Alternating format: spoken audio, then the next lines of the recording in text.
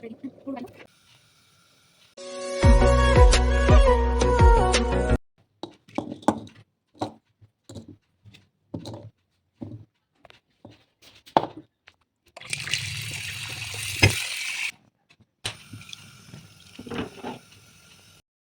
everyone, welcome back to my channel.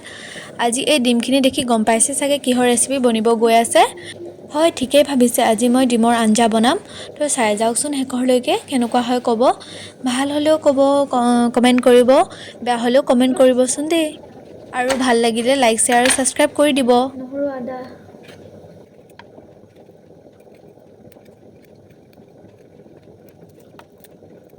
सुझर्न दिन कहिले तिम्रो आँखाबाट जुनी जुनी छुट्ने छैन तिम्रो मेरो साथ।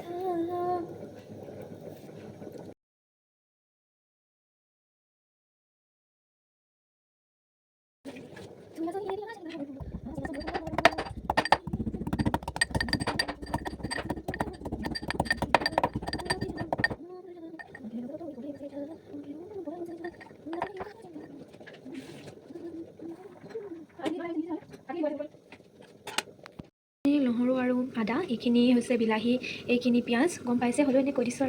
আৰু ইয়াত হৈ আছে ডিম আৰু আলু। আপোনালোকক বাৰু পিঁয়াজে কন্দুৱাই নাই, মোক যে খুব কন্দুৱাই দেই, বহুত দুখ দিয়ে, কান্দি যাওঁ। পানীখিনি শুকাই গ'ল নহয়, এতিয়া আৰু কি কৰিম গম পাইছে চাগে, এইবোৰ বাকলি গুচাম। বাকলি গুচোৱাৰ পাছত আৰু বনাম।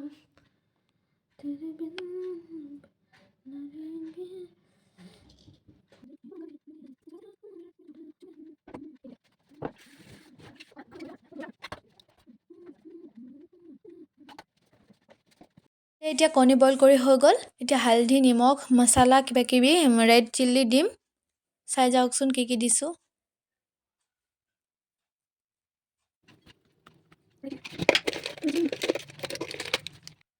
এয়া ৰেড চিলি দিছোঁ আৰু ধনিয়া পাউডাৰো দি দিছোঁ। এতিয়া প্ৰথমতে এইখিনি ফ্ৰাই কৰি ল'ম তেলত। এয়া ফ্ৰাই কৰিছোঁ।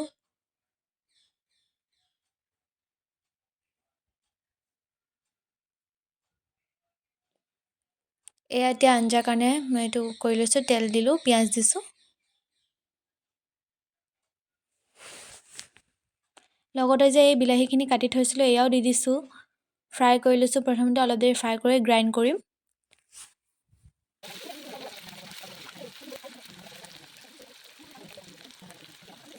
এয়া ৰেড চিলি দি দিলোঁ। এয়া ফ্ৰাই কৰি হৈ গ'ল। এতিয়া গ্ৰাইণ্ড কৰিম। গৰমে গৰমে গ্ৰাইণ্ডাৰত নিদিব, মানে ঠাণ্ডা কৰি দিব। এনেকৈ ঠাণ্ডাও কৰিব পাৰে, মানে প্ৰথমতে গ্ৰাইণ্ডাৰত দি মেলি ঠাণ্ডা পানী অকণমান বাতি এটাত থৈ গ্ৰাইণ্ডাৰটো তাৰ পানীৰ ওপৰত এনেকৈ থৈ দিবও পাৰে। সেনেকৈও ঠাণ্ডা হৈ যায়, সেনেকৈ কৰিলেও হয়। মই সেনেকৈও কৰোঁ কেতিয়াবা। বিলাহী পিঁয়াজখিনি যে গ্ৰাইণ্ড কৰিছিলোঁ এয়া এনেকৈ দি ল'লোঁ। সোৱাদ অনুযায়ী নিমখো দি দিছোঁ। তাৰপিছত এয়া বইল কৰা আলুখিনি দিম। এনেকৈ আলু দি দিব। দেখি এনেকৈ গ্ৰাইণ্ড কৰি ল'লে ন কালাৰটো ধুনীয়া হয়, সেইকাৰণে মই আজিকালি এনেকৈ গ্ৰাইণ্ড কৰিয়ে বনাওঁ।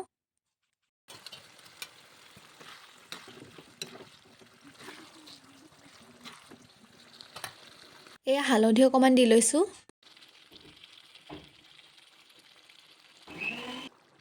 তাৰপিছত লাষ্টৰ ফালে এনেকৈ ডিমটো দি দিছোঁ।